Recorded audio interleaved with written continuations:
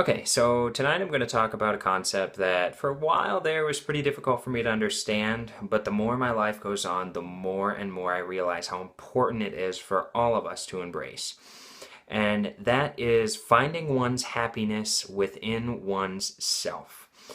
A lot of times in life, we meet people or we buy things and we surround ourselves with things that will produce that happiness for us without really figuring out happiness for ourselves. For example, um, if we are feeling down and unhappy and we turn to someone else for the sole purpose of our happiness, then as much as it seems like a good thing, I've learned the hard way that it's not. Because I think that people and things and all of that stuff is only temporary in the long run. And really, what you need to do is you need to take the time sometimes for yourself, especially when you're going through something really difficult, and figure out inside what's going to make you happy. No one else is going to do that for you. Sitting in front of a television or playing games or doing things like that isn't going to do it for you.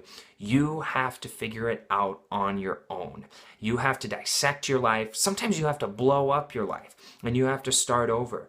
But it's necessary. It is necessary. We get so used to going on the same trajectory when we're feeling miserable that we just continue to stay on it, but add little pieces around us to make things better without addressing the real problems.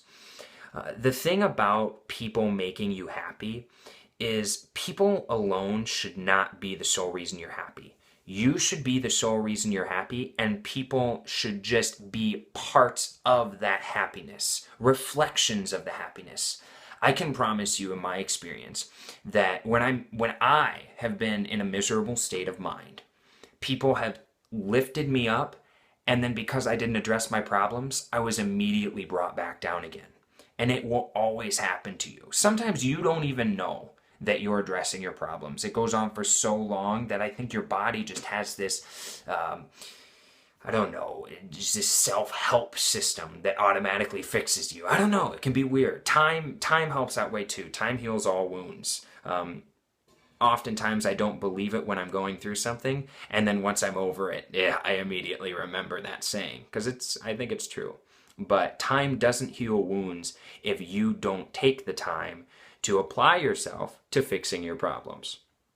So, if I can give any advice that's helped me over this past year, I spent a lot of the time relying on other people to help me and not realizing the gifts that I had. I view myself as a pretty level-headed guy who understands how the world works, and yet when I'm conflicted and torn between things that I can't understand, it affects the rest of my world, and my world comes crashing down. And that shouldn't happen to you.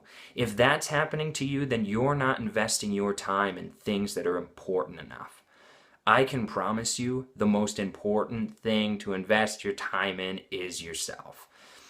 We get this misconception that once we meet people or get a house or get a job, we need to invest our time into that because it's what's going to produce our happiness. But it's not. It's just not. You should never, ever feel like the things around you or the people around you are more important than you are. It doesn't mean that you're selfish. It just means that you care about yourself. And I know that sounds like, well, doesn't that sound like it's selfish? But it's not. People want to be around people that care about themselves, that have a level head on them. And if you're crazy, if you're lost and you're depending on other people, people are going to look down on you, and that's no way to live. That's no way to be happy.